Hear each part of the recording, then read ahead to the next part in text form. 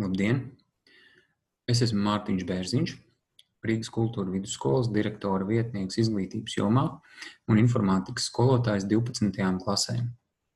Mūsu šīs dienas tikšanās jautājums – kā mācīties attālināti?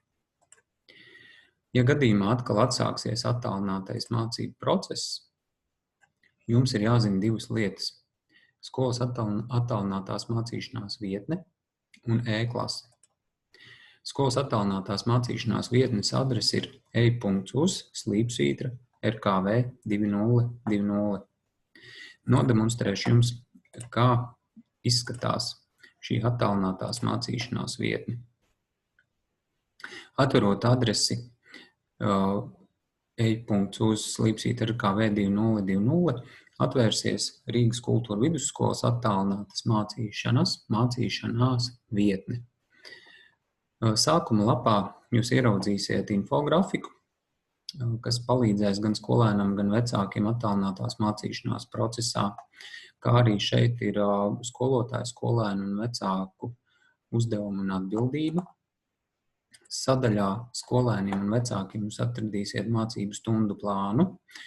Šeit ir iepriekšējā mācību gada stundu plāns, bet, ja būs attālinātais mācību plāns, tad tiks izveidots jauns stundu saraksts, kas tiks pielāgots attālinātajam mācību procesam. Šeit ir informācija par e-klases dienas grāmatu, kā jūs veiksmīgāk varat izmantot dienas grāmatu kā sava darba plānotāju, kā arī citi informācijas resursi.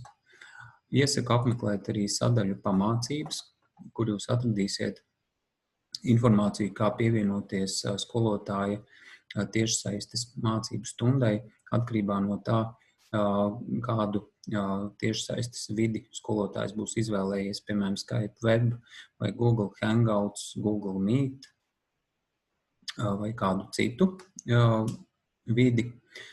Ja, piemēram, jums mājā nav Microsoft Office lietojuma programmas, piemēram, Word, Excel, PowerPoint vai Access, tad šeit ir instrukcija, kā jūs, kā Rīgas skolēns, variet bez maksas iegūt lietošanai Microsoft Office programmu licenci un uzinstalēt šīs programmas savā datorā, kā arī kā Office programmas iestatīt savā telefonā, kā arī citas pamācības šeit ir atrodamas. Iespējams, svarīgākā sadaļa ir klašu kalendārie plāni. Šeit jūs varat atrast visu skolas klašu kalendāros plānus. Piemēram, pieņemsim 10. B klasi. Šobrīd kā tekošais mēnešs šeit ir septembris, un šeit nav neviena stunda, jo šobrīd mums nav attālinātais mācību process, bet, piemēram, pēc aiziesim uz iepriekšējo mācību gadu, piemēram, aprīli, un šeit jūs varat redzēt, ka aprīlī katru dienu bija ieplānotas mācību stundas. Pieņemsim 15. aprīlis mārketings, uzspiežam uz mācību priekšmeta, un šādi izskatās mūsu attālinātā mācību procesa stunda. Tad šeit ir redzams stundas temats, sasniedzamais rezultāts, uzdevumi, ir arī skolotāji pievienojusi saites uz informācijas avotiem, kā arī aprakšā ir norādīta atgriezeniskā saite. Tātad, kas ir skolēnam jāizdara izpildot šos uzdevumus. Šajā gadījumā rakstīts, ka nosūtīt skolotājiem prezentāciju līdz tādam un tādam datumam.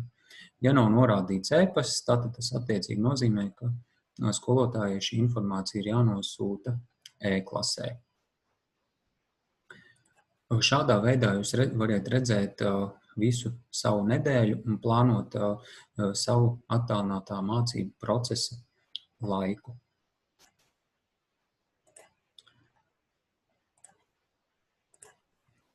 Nākošais ir e-klase.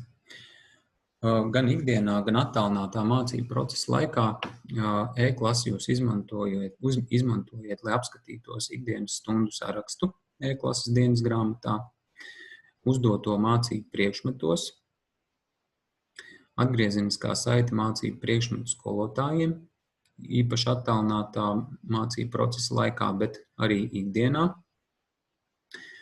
kā arī komunikācija ar klases audzinātāju, ar mācību priekšmetu skolotājiem un skolas vadību.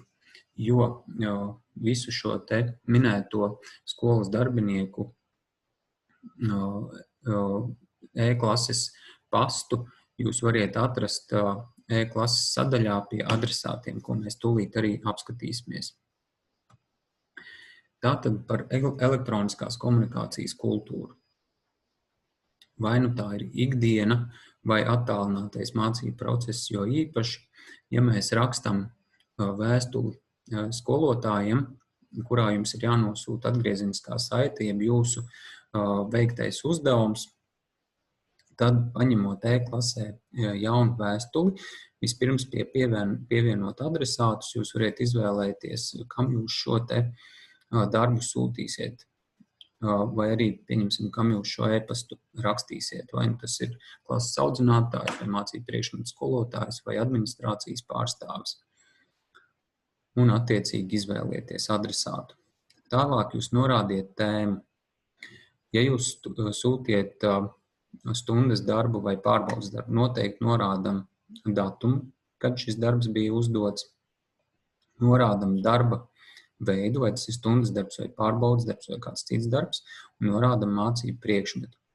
Jo ir skolotāji, kuri māca vairākus mācību priekšmetus un norādot priekšmetu, tas viņam palīdzēs saprast, kas šis ir pa darbu. Tad, protams, mēs sākam pieklājīgi ar sasveicināšanos un tekstā norādam, ko jūs sūtiet. Tātad datums, kad darbs uzdots, darba veids, mācību priekšmets un arī tātad šī te darba tēma. Kā arī, protams, smuki, pieklājīgi noslēdzam šo te ziņu, norādot savu vārdu, uzvārdu un klasi.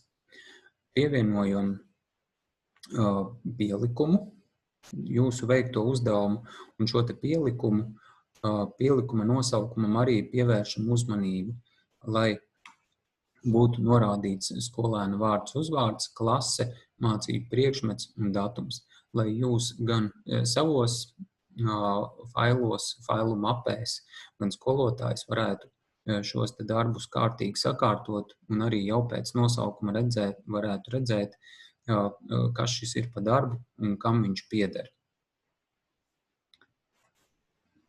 Tāpat līdzīgi arī ar elektroniskās komunikācijas kultūru e-pastā.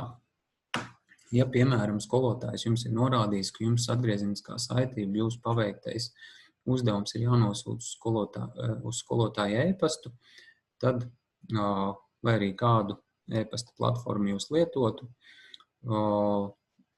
tā struktūra ir līdzīga. Tātad vispirms norādam e-pasta adresi, kādu skolotājs ir norādījis, tad norādam e-pasta tēmā tātad datumu, kad uzdots, darba veids, vai stundas darbs vai pārbaudas darbs un mācību priekšmets. Un atkal pieklājīgi sasveicinamies, tekstā norādam, ko jūs sūtiet, par kāda datuma uzdevumu, uzdevuma veids, vai tas ir stundas darbs vai pārbaudas darbs, mācību priekšmets un darba nosaukums. Kā arī apakšā parakstamies. Un e-pastā, jo īpaši ir svarīgi, ka jūs uzrakstiet savu vārdu, uzvārdu un klasi, jo ļoti bieži skolēna e-pastos neparādās vārds, uzvārds, bet kāds cits nosaukums vai vārds, pēc kura vispār nevar pateikt, kas ir sūtītājs. Un tāpat pielikumā, pieliekot pielikuma nosaukumam vajadzētu saturēt vārdu, uzvārdu, klasi, mācību priekšmetu nosaukumu un datumu.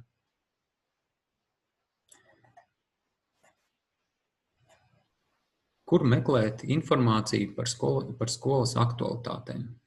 Gan ikdienā, jo īpaši, ja sāks attālinātais mācību process, piemēram, jūs vakarā mājās televīzijā vai internetā redzēt ziņas, ka ir atsācies atkal attālinātais mācību process vai ir izsludināta ārkārtas situācija, jūs ieiet vai nu skolas mājaslapā www.rkv.lv vai skolas Facebook lapā facebook.com/kultūra-vsk un apskatieties, kas šeit ir publicēts, vai ir kāda informācija par to, vai rītdien ir jāiet uz skolu vai nav, vai mēs mācību procesu turpinam attālināti vai kādā citā formā, tad šīs ir tās divas vietnes, kur jūs variet meklēt informāciju par aktualitātēm un jaunumiem, kas saistās ar skolu.